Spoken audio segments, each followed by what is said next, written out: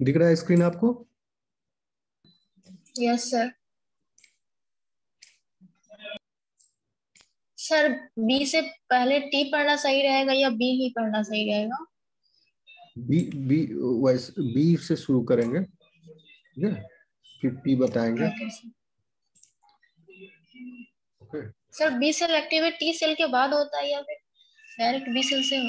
इसमें दो कंपोनेंट है और ये सिलेबस जो है ऊपर देखो कॉम्प्लीमेंट दे दिया, नीचे स्ट्रक्चर ऑफ एंटीबॉडीज, फंक्शन, ये सब पहले पढ़ाना टॉपिक होना चाहिए था।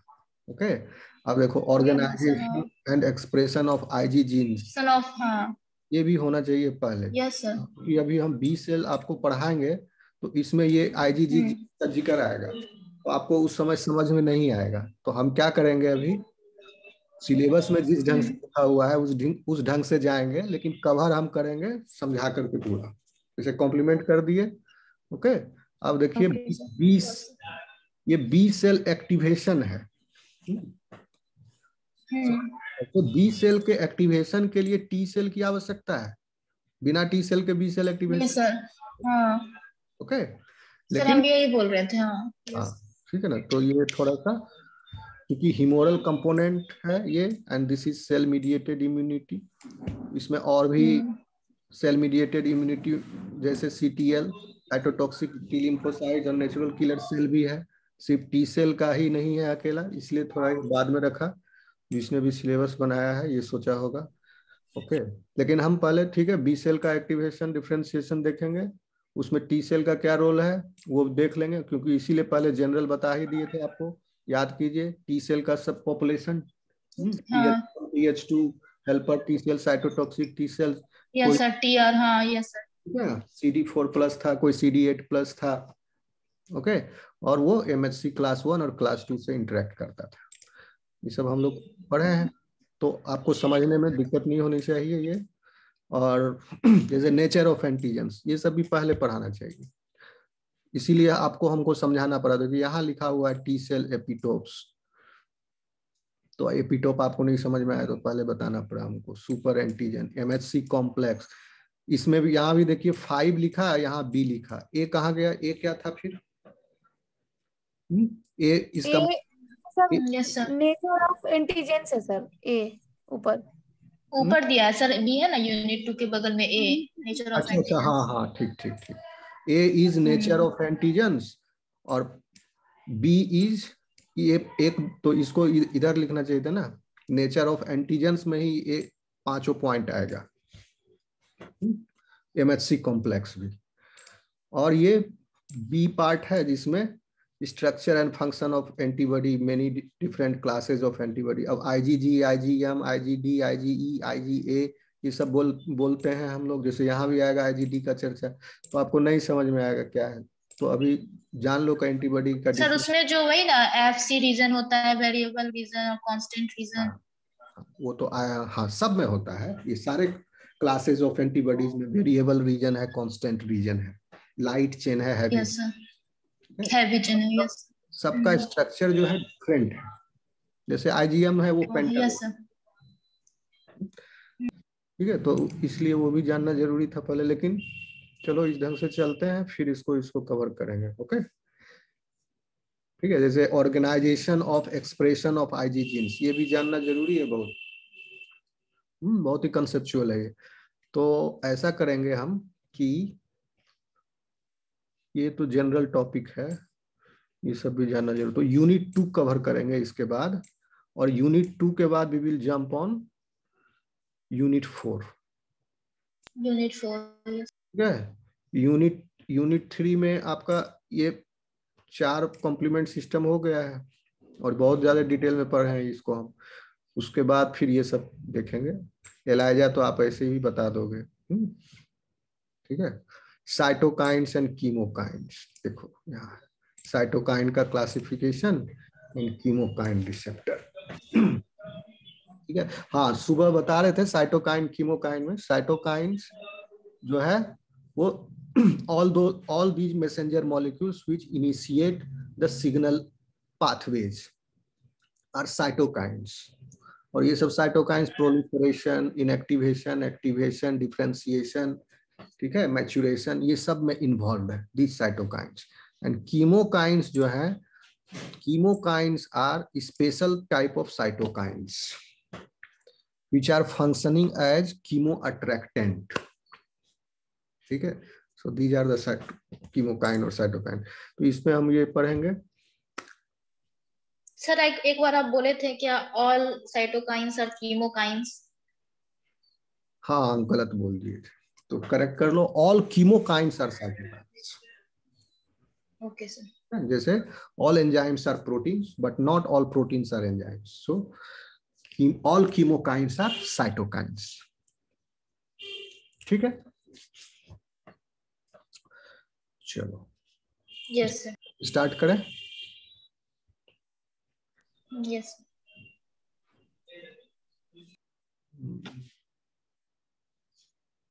सो now we will see B cell, लेकिन इसमें भी 1 सेकेंड, इसमें भी आपको देखिए,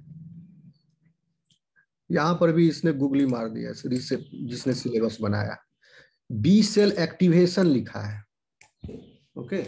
लेकिन 20 देखिए सारे इम्यून सेल्स में आप पढ़ोगे, 1-2 टर्म समझ लो, आप उससे कंफ्यूज नहीं करोगे, उनका cells of the immune system हम पढ़ाए आपको, ठीक है। तो याद करो, पहले क्या हो रहा था, डेवलपमेंट हो रहा है स्टेम सेल से, हिमेटोपोइटिक स्टेम सेल है,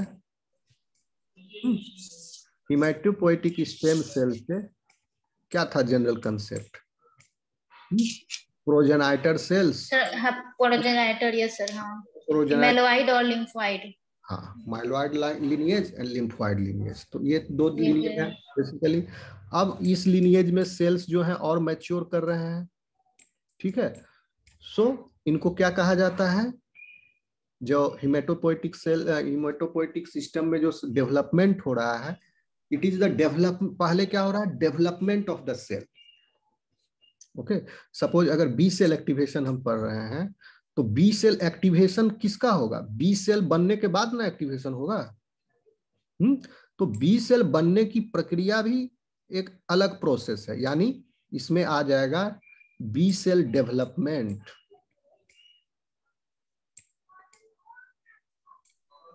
डेवलपमेंट, ये माउस गड़बड़ है, डेवलपमेंट, ठीक है।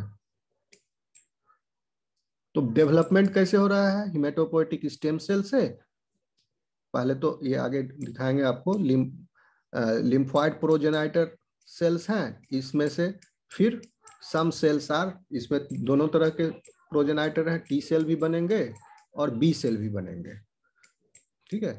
तो जो बी सेल बन रहे हैं लिम्फोइड प्रोजेनाइटर सेल से, वो बहुत सारे सेल्स हैं इंटरमीडिएट, ठीक है। बी सेल डेवलपमेंट का there are many stages, so in these stages B cell development जो हो रहा है, अभी बोन मैरो में होता है पहले, फिर बाद में स्प्लीन में होता है, ठीक है। जब तक बोन मैरो से निकलता है बी सेल, यानी ये रहा अभी कहलाएगा इमेच्योर बी सेल, ठीक है।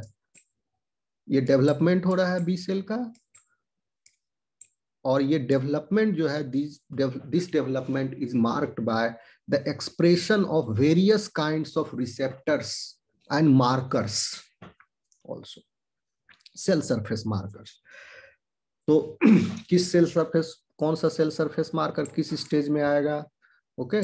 सो उस सरफेस मार्कर के आधार पर उस बी सेल का उस स्टेज पर नाम है। अंत में क्या होता है, ये सब आपके सिलेबस में नहीं है, इसीलिए बी सेल डेवलपमेंट ओमिट कर दिया है, बहुत कॉम्प्लेक्स प्रोसेस है, सीधा एक्टिवेशन से शुरू हुआ, लेकिन एक्टिवेशन आप पढ़ोगे, उससे पहले वो बनने की प्रक्रिया भी तो जानोगे। तो शॉर्ट में मैं थोड़ा बी सेल डेवलपमेंट डिस्कस करूंगा। और इमेच्योर बी सेल निकला कहां से, बोन मैरो से, वो एंटर करता है स्प्लीन में, और स्प्लीन में फिर इसका फर्दर मैच्योरेशन प्रोसेस होता है, और इस समय बोन मैरो से निकलते निकलते तक it is almost mature, almost मतलब एक स्टेज बाकी है बस मैच्योरेशन का, and that final stage is completed in spleen, and then फिर वहां से बी सेल निकला now it will be called as mature B cell. Spleen से निकलने के बाद फाइनल उसका प्रोसेसिंग हुआ बी सेल का। मैच्योर बी सेल जो है अभी नया नया निकला है। These mature B cell will be called as naive B cell also. ठीक है, यानी अभी तक इसका एंटीजन से सामना नहीं हुआ है, अभी निकला वहां से मैच्योर होकर स्प्लीन से। नाउ इट विल गो इन, कहां पर जाएगा बताइए? B cell. बी सेल कहां जाएगा? पर लिम्फ नोड में जाएगा। लिम्फ नोड में T cell and B cell दोनों रहते हैं। मेजोरिटी वहां पर उनका डेंसिटी है, कंसंट्रेशन वहीं पर रहेगा। पेरिफेरल ब्लड में भी है, ओके, क्योंकि अब यहाँ स्प्लीन से निकला तो ब्लड में ही एंटर करेगा।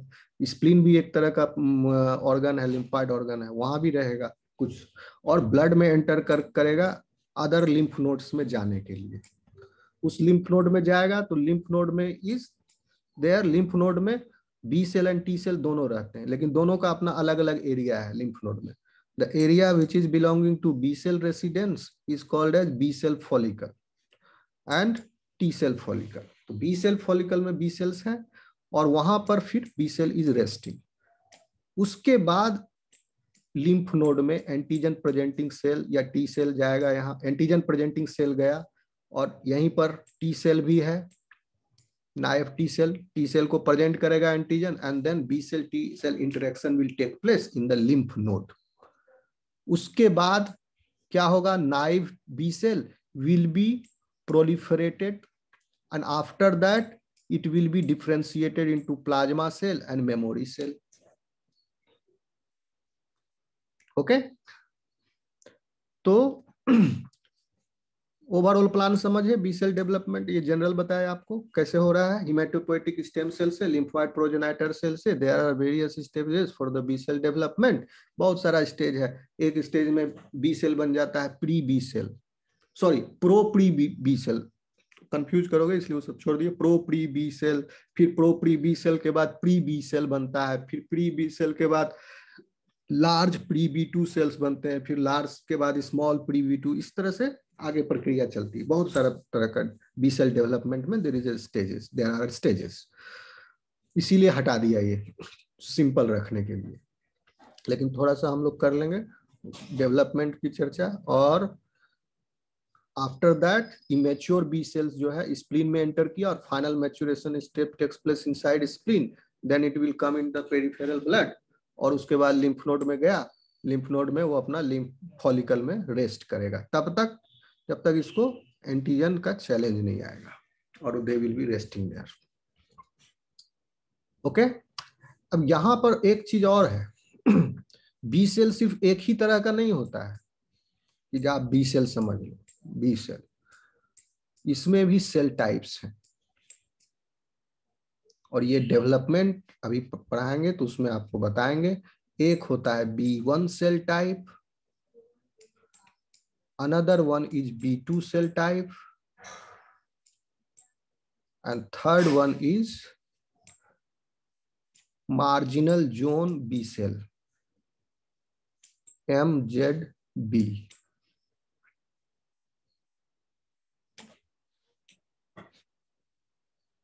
ओके, तो B2 सेल जो है that is this cell which will actively produce antibody against the specific antigens। B2 cell जो T सेल के साथ इंटरेक्ट करेगा, यही B2 सेल है। ओके, और ह्यूमोरल एंटीबॉडी में ये एक्टिवली ये सब भी पार्टिसिपेट करता है, MZB cell and B1 cell. Difference क्या है? B1 सेल जो है वो चला जाता है स्प्लीन के में फाइनल मैच्योरेशन स्टेप होने के बाद। ये B1 cell still the mechanism is not known how it goes. B cell चला जाता है कहां पर? लंग में। B1 सेल, ये B1 सेल है, B1 सेल चला जाता है लंग में और गट में, क्योंकि ये भी, और इसका कारण क्या है हम बताएंगे आपको क्यों जाता है। B1 सेल जो है स्पेसिफिक नहीं होता है, बट ये भी एंटीबॉडी सिक्रीट करता है। लेकिन इसके द्वारा जो एंटीबॉडी सिक्रीट किया जाता है that is against पैम्प, common molecular determinants के अगेंस्ट। तो कॉमन फीचर है उसके अगेंस्ट एंटीबॉडी है, ठीक है। तो that antibody will work on variety of pathogens और बैक्टीरिया।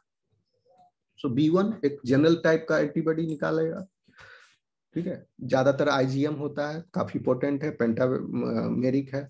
और MZB सेल्स भी जो है मार्जिनल जोन सेल्स है, दीजर इसके बारे में भी आपको बताएंगे, ठीक है। तो लंग और गट में चूंकि एक्सटर्नल एनवायरनमेंट से इसका कांटेक्ट है, तो बहुत सारे जनरल बैक्टीरिया है, इसको एलिमिनेट करने में ये B1 cell releases the antibody. Non specific, specific but for a general class of such as carbohydrates, carbohydrate के अगेंस्ट एंटीबॉडी बनेगा। तो कार्बोहाइड्रेट के अगेंस्ट एंटीबॉडी बनने के लिए कार्बोहाइड्रेट का मोलिकुलर वेट हाई होना चाहिए, काफी हाई। तो कॉम्प्लेक्स कार्बोहाइड्रेट, हेट्रोपॉलीसेकेराइड, ये सब जो है बैक्टीरिया के सेल वाल में, पेप्टिडोग्लाइकन लेयर जो आप पहले पढ़े थे, पैम्प था, PRR से बाइंडिंग हो तो फेगोसाइटोसिस हो गया। अब पैम्प को यहाँ भी रिकॉग्नाइज किया जा रहा है B1 के द्वारा, ताकि उसके अगेंस्ट एंटीबॉडी बनाया जाए, ठीक है, फेगोसाइटोसिस से बच गया तो। ओके, चलें सब्जेक्ट में। Yes sir. Yes sir.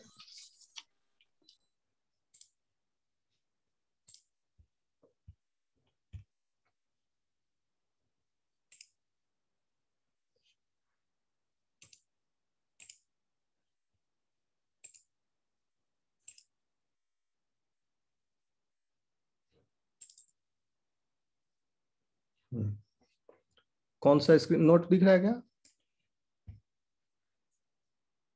Yes sir. Humoral immunity का दिख। हाँ ठीक, इसी को, क्योंकि ये यहाँ तक हो गया था सुबह। Okay, this we have covered acute phase response. तो आज मैंने अभी यहाँ बनाया note, and in this class we will come to here B cell development, और नेक्स्ट क्लास में B cell activation and differentiation. अभी ये नहीं बनाया है, इसके बाद हम लोग पढ़ेंगे नेक्स्ट क्लास में। So in this class we will cover development and maturation of B cell. Okay, समझ में आया? 1.3 है ह्यूमोरल इम्यूनिटी। ह्यूमोरल इम्यूनिटी में कौन पार्टिसिपेट कर रहा है? ह्यूमोरल इम्यूनिटी में और भी पार्टिसिपेट कर रहे हैं, इसको लिखना ही नहीं चाहिए ह्यूमोरल इम्यूनिटी। ह्यूमोरल इम्यूनिटी में डिफेंसिन, कलेक्टिन्स, ये सब आ जाएंगे, ये भी है सॉल्युबल कंपोनेंट्स। ओके, तो जिसने भी सिलेबस बनाया है कोई बात नहीं। आप ये देखो, ह्यूमोरल इम्यूनिटी में जो सबसे इंपॉर्टेंट है, जो कि एंटीबॉडी का प्रोडक्शन किसके द्वारा हो रहा है? बी सेल एक्टिवेशन और डिफरेंशिएशन होने के बाद। और प्राइमरी और सेकेंडरी ह्यूमोरल रिस्पॉन्स से क्या मतलब है? Secondary humoral response is that humoral response against when memory is developed. Primary में फर्स्ट एनकाउंटर हुआ, सेकेंडरी में फर्स्ट एनकाउंटर होने के बाद मेमोरी सेल बन गया, और वो memory cell quick secretion of antibody होगा इन द सेकेंडरी। अगर second in future subsequent challenge होगा, फिर से चैलेंज आया एंटीजन का, सेम एंटीजन का, देन सेकेंडरी ह्यूमोरल रिस्पॉन्स होगा क्विकली। तो यही इसका शीर्षक है। चले आगे डेवलपमेंट में। Yes sir. Okay, can you see this picture?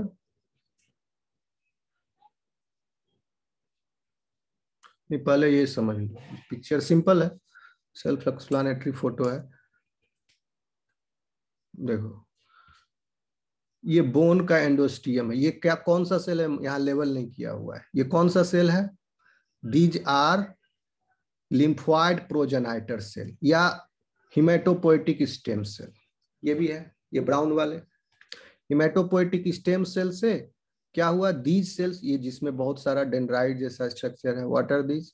These are reticular cells. इसमें लेवल नहीं किया हुआ है, रेटिकुलर सेल्स है। इस रेटिकुलर सेल से अटैच होकर के बी सेल डेवलपमेंट स्टार्ट हुआ, and many stages are there in B cell development. So here early probe इसमें, और इस सारे स्टेजेस में जीन का अरेंजमेंट हो रहा है।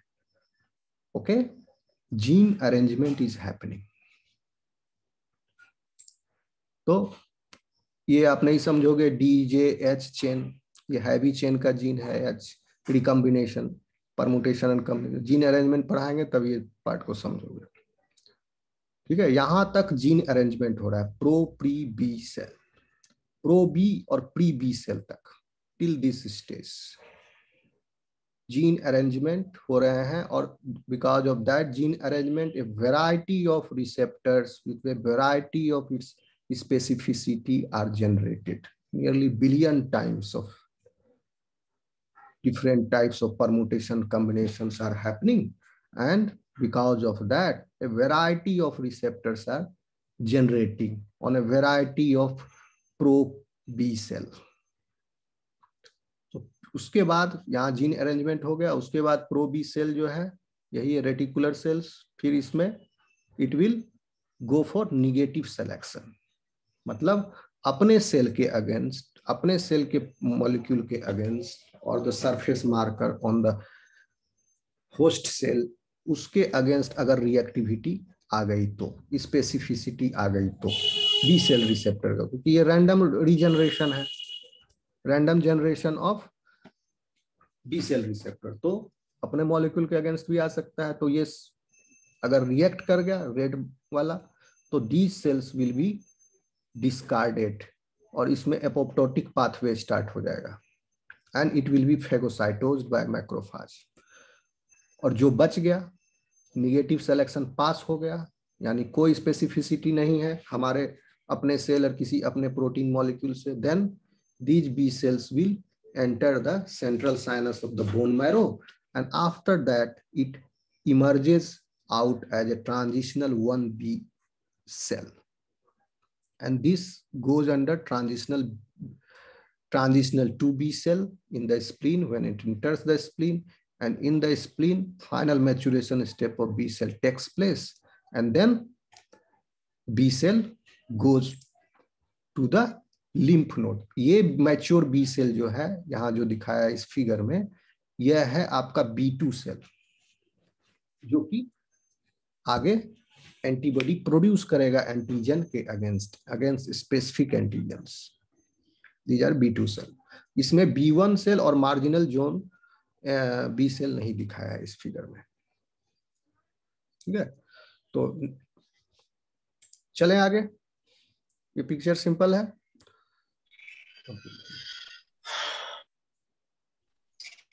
सर एक बार निगेटिव सिलेक्शन के पास थोड़ा बताइए ना फिर से। नेगेटिव सिलेक्शन, नेगेटिव सिलेक्शन का मतलब हुआ कि if the receptor generated by these gene rearrangements, gene में जीन है, हैवी चेन का जीन है, वेरिएबल चेन का जीन है, ओके, और वेरिएबल चेन जो है दैट इज द रीजन, जो उसका प्रोटीन पार्ट जो है, वेरिएबल रीजन से जो प्रोटीन बनेगा that will bind to the antigen. वो प्रोटीन जो है वेरिएबल रीजन का जो जीन है उसका जो प्रोटीन प्रोडक्ट होगा that will have specificity for an epitope, इसीलिए इसका नाम है वेरिएबल रीजन। इस वेरिएबल रीजन में भी बहुत सारा रीअरेंजमेंट होता है जिसकी वजह से class of receptor diversity generated. अब ये class of receptor diversity generate होगा तो क्या होगा, कुछ रिसेप्टर रैंडमली जनरेट हो रहा है तो कुछ रिसेप्टर्स ऐसे भी जनरेट हो जाएंगे जो हमारे खुद के प्रोटीन के अगेंस्ट रिएक्टिव होंगे, यानी उसको रिकॉग्नाइज करेंगे, उसके अगेंस्ट होंगे, स्पेसिफिक हो जाएंगे। तो अगर ऐसे एंटीबॉडी सेल बच गए बी सेल जो हमारे ही प्रोटीन के अगेंस्ट एंटीबॉडी प्रोड्यूस करेगा, then what will happen, this is a deleterious condition. Okay, so इसलिए उसका निगेटिव सिलेक्शन कर दिया गया, यानी जो रिएक्शन नहीं करेगा निगेटिव है, यानी जो सेल्फ मॉलिक्यूल के साथ रिएक्शन नहीं करेगा उसका सिलेक्शन हो जाएगा, पास हो जाएगा, उसका सिलेक्शन हो जाएगा ताकि वो पेरिफेरल ब्लड में बोन मैरो से निकल के एंटर कर जाए। ठीक है, और जो पॉजिटिव हो जाएगा यानी सेल्फ रिएक्टिव हो गया, वो डिस्कार्ड कर दिया जाएगा, उसको एपोप्टोटिक पाथवे की तरफ लेके जाएगा। और एक और प्रोसेस है नॉट फुली अंडरस्टूड येट, जिसमें उसका रिसेप्टर एडिटिंग भी कर दिया जाता है। यानी बी सेल तो है बचा हुआ, ओके, बट उसका रिसेप्टर को चॉप कर दिया गया, यानी अब वो रिसेप्टर है ही नहीं जो सेल्फ रिएक्टिव है। ठीक है, तो this is the question mark कि फिर उस सेल का क्या होता है आगे जाके। रिसेप्टर चॉप हो गया तो अब क्या काम बचा उस बी सेल के पास, क्यों नहीं उसको पूरा एपोप्टोसिस कर दिया गया उस बी सेल को, रिसेप्टर का चॉपिंग क्यों हुआ? एपोप्टोसिस भी हो रहा है, रिसेप्टर का भी चॉपिंग हो रहा है। ठीक है, सेल्फ रिएक्टिव बी सेल का। आपके सवाल का जवाब मिला? Yes sir.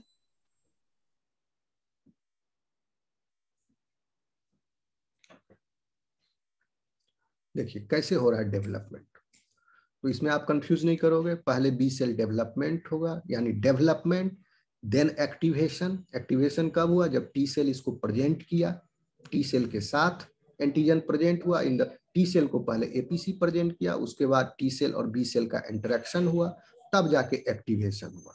और एक्टिवेशन होने के बाद बी सेल का डिफ्रेंसिएशन होगा। मैच्योर बी सेल जो है एक्टिव हुआ, एक्टिव होने के बाद डिफ्रेंशिएट किया इनटू, किसमें डिफ्रेंशिएट किया? Into plasma cell.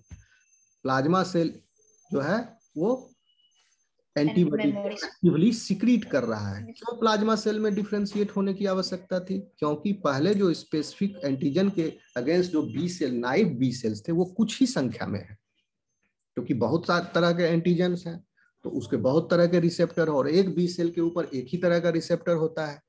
ओके, तो एक variety of billions of types of antigens के लिए फिर बिलियन टाइप्स ऑफ सेल्स हैं, और उसके ऊपर रिसेप्टर्स हैं, तो वो हर एक टाइप जो है वो कम ही संख्या में है, इसलिए उसको एक्टिवेट होना जरूरी है, ताकि जब एंटीजेनिक चैलेंज हो तो उसके बाद that type of receptor which is specific to the antigen, that receptor bearing B cell will form, that B cell will divide into many clones. Further उसका डिवीजन होगा, सेल डिवीजन। ओके, और जब colony बनेगा B cell का for a single specificity against that antigen, and that colony will lose the receptor. Okay, पहले receptor कहाँ था? Surface bound था। बी सेल एक्टिवेट हुआ, फिर रिसेप्टर जो है एक्टिवेशन हुआ बी सेल, उसके बाद डिफरेंशिएशन हुआ, फिर डिवाइड किया, उसके बाद differentiation, as a result of differentiation and division here, B cell receptor जो है वो अब सिक्रीट होना शुरू हो गया। जो पहले बी सेल रिसेप्टर यानी एंटीबॉडी बाउंड था बी सेल सरफेस पर, अब एंटीबॉडी जो है सिक्रीट होगा, और बहुत सारे प्लाज्मा सेल बने और सब मिलकर एंटीबॉडी सिक्रीट की। वो एंटीबॉडी सिक्रीट हुए जिसका जो एक्टिवेशन में पार्टिसिपेट किया था। सेम स्ट्रक्चर, यानी पहले सेल सरफेस पर है, वहां एंटीजन उसको एक्टिवेट हुआ, और उसके बाद same type of antibody will be secreted in large amount. Okay, तो बी सेल पर हो गए, तो पहले बी सेल डेवलपमेंट, मैच्योरेशन, उसके बाद एक्टिवेशन स्टेप है, देन डिफरेंशिएशन। अब डिफरेंशिएशन होने के बाद ही क्या होगा? इम्यून रेस्पॉन्स होगा। तो पहली बार हुआ है तो प्राइमरी इम्यून रेस्पॉन्स, और सेकेंड टाइम एंटीजेनिक चैलेंज हुआ है तो सेकेंडरी इम्यून रेस्पॉन्स। क्योंकि प्राइमरी इम्यून रेस्पॉन्स के अंत में जब एंटीजेनिक चैलेंज सबसाइड कर गया, तब प्लाज्मा सेल भी एपोप्टाइज हो गए, और कुछ प्लाज्मा सेल बच गए जो कि डिफरेंशिएट करके further into memory cell, and the memory cell goes again in the lymph node and rests there, जब तक वो फिर उसका एंटीजन से मुकाबला नहीं होता है। And the life age of memory cell is high, it remains for the lifetime. Okay, चलें आगे। Yes, sir. देखिए, millions of B lymphocytes are generated in the bone marrow every day and exported to the periphery. Periphery का मतलब bone marrow से निकला और blood में गया, तो ये ब्लड हो गया पेरिफेरी, और बोन मैरो हुआ सेंटर। कोई भी चीज जहां से जनरेट हो रहा है वो सेंटर हुआ, और सेंटर से जहां ओरिजिन हुआ वहां से निकल के फिर गया तो वो पेरीफेरी में गया, इसलिए कह रहा पेरीफेरी में आया बोन मैरो से। The rapid and unceasing generation of new B cells occurs in carefully regulated sequence of events. Or this is very rapid process. Millions of B lymphocytes every day are generating in the bone marrow. And these B lymphocytes are what? Immature B lymphocytes. Every day they are generating. तो ये generation जो है immature B lymphocyte तक का, यानी journey from कहां से, haematopoietic stem cell से इमेच्योर बी लिम्फोसाइट्स तक का, ये पूरा जर्नी जो है, दिस जर्नी इज रैपिड, बहुत तेजी से होता है, एंड अनसीजिंग, बिना रुकावट के, generation of new B cells occurs in a carefully and regulated sequence of event. ठीक है, केयरफुली भी है और रेगुलेटेड सीक्वेंस ऑफ इवेंट है, because many cytokines are taking part here.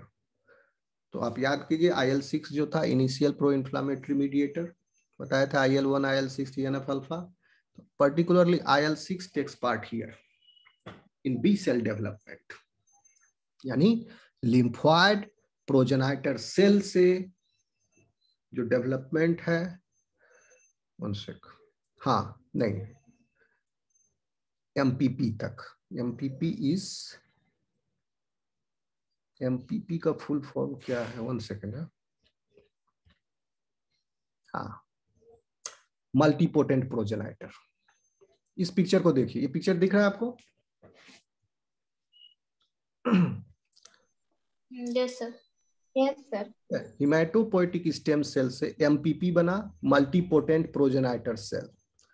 ठीक है, और इस प्रक्रिया में हिमेटोपोएटिक स्टेम सेल से मल्टी प्रोजेनाइटर MPP बनने के दौरान यहाँ पर IL-6 चाहिए। IL-6 जो है यहाँ पर MPP जनरेट करेगा, और MPP से फिर LMPP यानी lymphoid prime multipotent progenitor cell. अब हो गया ये